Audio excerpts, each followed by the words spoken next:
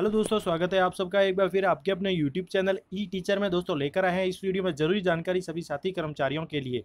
तो सबसे पहली जानकारी दोस्तों इस वीडियो में मैं दूंगा आपको मेडिक्लेम पॉलिसी को लेकर, जो राज्य कर्मचारियों के लिए आवश्यक है। इसके साथ ही दूसरी जानकारी है वरिष्ठ अध्यापक भर्ती 2016 के जो रीसफल जो मंडल आवंटन हो रहा है उसको लेकर।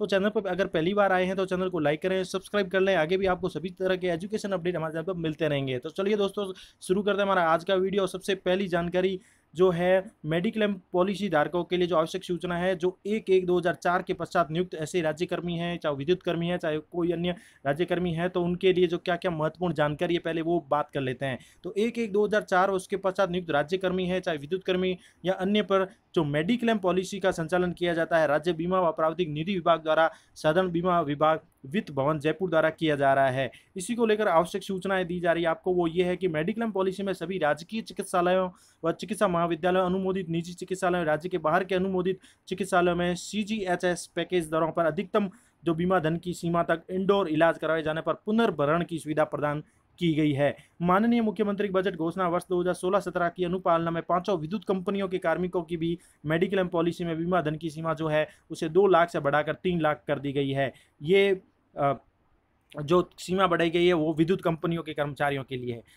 अगली बात नंबर 4 पॉइंट है, पॉलिसी में परिभाषित आपातकालीन परिस्थितियों में पॉलिसी क्लोज 6.3 को छोड़कर गैर अनुमोदित निजी चिकित्सालय में इलाज कराने पर भुगतान दे नहीं है। आपातकालीन परिस्थितियों में करवाए गए इलाज के संबंध में निर्धारित प्रारूप परिशिष्ट 6 में शपथ पत्र नियमानुसार प्रस्तुत करें।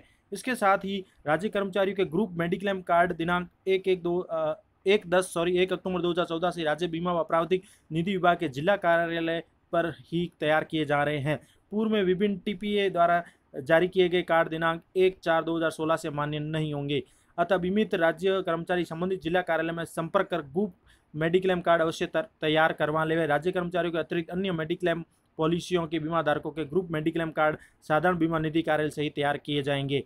इसके साथ ही बीमित कर्मचारी अनुमोदित निजी चिकित्सालय में भर्ती होते समय ही ग्रुप मेडिक्लेम कार्ड चिकित्सालय में प्रस्तुत कर दें। स्वयं का मेडिक्लेम पॉलिसी में बीमित होना अवश्य सूचित करें, अन्यथा अनुमोदित निजी चिकित्सालय द्वारा CGHS दरों से अधिक राशि चार्ज की जा सकती है। साथ ही अगला पॉइंट है, कैशलेस चिकित्सा सुविधा मेडिक्लेम पॉलिसी में परिभाषित केवल क्रिटिकल इलनेस पॉलिसी क्लोज 3.7 के मामलों में ही देय है। इसके साथ ही राज्य कर्मचारियों के 1/4/2016 पॉलिसी वर्ष 2016-17 व उसके पश्चात उत्पन्न सभी मेडिक्लेम दावों का निस्तारण रियल टाइम बेसिस पर ऑनलाइन एप्लीकेशन SIPF पोर्टल के माध्यम से किया जा रहा है। ऑनलाइन दावा प्रस्तुत करने के लिए सभी राज्य कर्मचारियों का 16 अंक के एम्प्लॉय ID ही उसका लॉगिन ID होगा।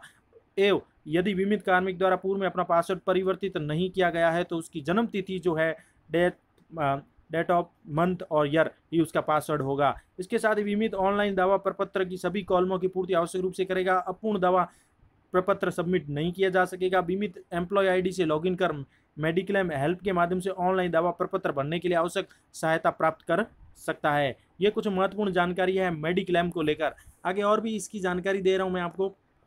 मेडिक्लेम में और क्या क्या बातें ध्यान में रखनी है, आवश्यक बातें, वो ये कि SIPF पोर्टल पर ऑनलाइन सभी आवश्यक पूर्ति करने व आवश्यक दस्तावेज अपलोड किए जाने के पश्चात बीमित कार्मिक दावे को अपने DDO के माध्यम से ऑनलाइन फॉरवर्ड करवाएगा। इसके साथ समस्त दावा प्रपत्र सभी मूल दस्तावेजों सहित उसकी हार्ड कॉपी राज्य बीमा व प्रावधिक निधि विभाग के जिला कार्यालय में, जिसमें कार्मिक की एम्प्लॉय ID भी है, उसमें जमा करवाएगा। जोधपुर है या जो भी आपके अलग अलग कार्यालय होते हैं जिले स्तर पर, वहां पर जमा करवानी है। बीमित राज्य कर्मचारी दावा प्रस्तुत करने के पश्चात दावे की ट्रैकिंग व आवश्यक जानकारी अपनी एम्प्लॉय ID व लॉगिन ID के माध्यम से ऑनलाइन भी प्राप्त कर सकेगा। दावे से संबंधित सूचना बीमित को मोबाइल मैसेज के माध्यम से भी प्राप्त हो जाएगी।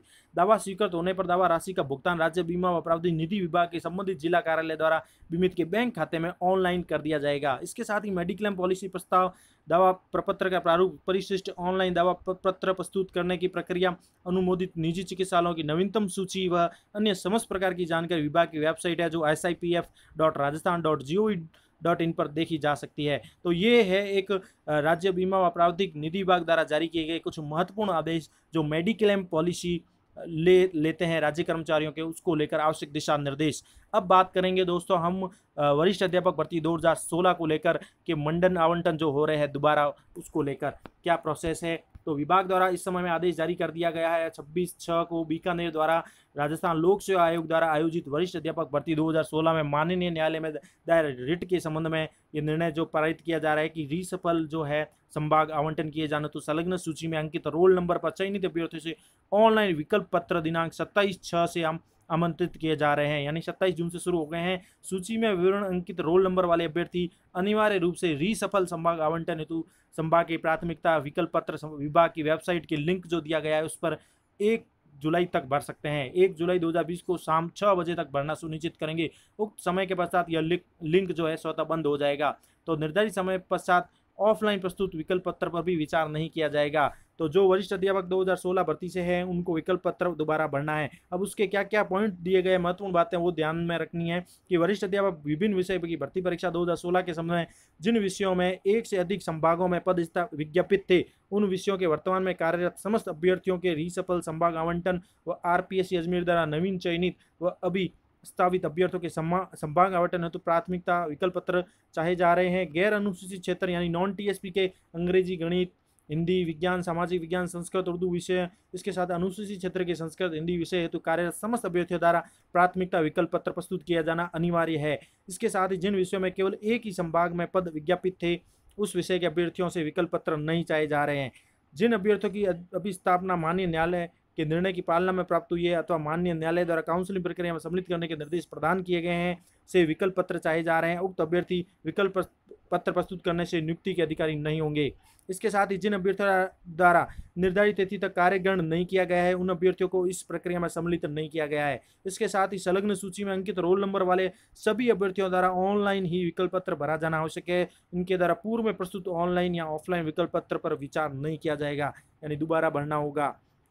इसके साथ ही अगले जो पॉइंट है मुख्य रूप से वो मैं बता देता हूँ आपको, वो ये है माननीय न्यायालय के निर्णय अनुसार जिन अभ्यर्थियों को गैर अनुसूचित क्षेत्र से अनुसूचित क्षेत्र में परिवर्तित किया जा चुका है उन्हें रीसफल संभाग आवंटन में शामिल नहीं किया जा रहा है। उक्त भर्ती में नियुक्त कार्मिक जो कि वर्तमान में सक्षम स्तर से स्वीकृति उपरांत प्रतिनियुक्ति पर है, चाहे वो KGBB विद्यालय है, मॉडल स्कूल या अन्य पर कार्यरत है, तो उनके द्वारा भी रीसफल संभाग आवंटन की प्रक्रिया हेतु प्राथमिकता विकल्प पत्र प्रस्तुत किया जाना आवश्यक है। इसके साथ ही रीसफल संभाग आवंटन हेतु ऑनलाइन विकल्प पत्र आमंत्रित किए जाने के उपरांत जिन अभ्यर्थियों द्वारा विकल्प पत्र प्रस्तुत नहीं किया जाएगा उन अभ्यर्थियों को तत्समय अधिकतम रिक्त वाले संभाग में विज्ञापित पदों के अनुरूप वर्ग स्वयं वर्ग मेरिट के आधार पर संभाग का आवंटन कर दिया जाएगा। और इसके साथ ही यदि अभ्यर्थी को संभाग की प्राथमिकता दर्ज करते समय अपने मोबाइल नंबर पर OTP का संदेश नहीं आता है या अपना वो मोबाइल नंबर जुड़वाना चाहता है, बदलवाना चाहता है, तो ऐसे अभ्यर्थी निदेशक माध्यमिक शिक्षा बीकानेर के नाम से जो स्व हस्ताक्षरित आधार कार्ड की छाया प्रति संलग्न कर एक प्रार्थना पत्र लिखकर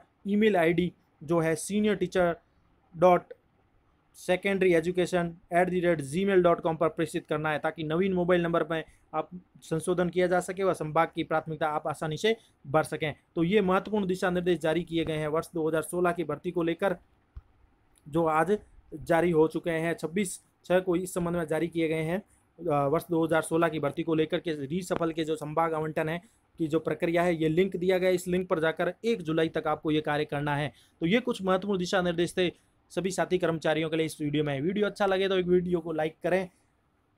thank you for watching our channel E teacher.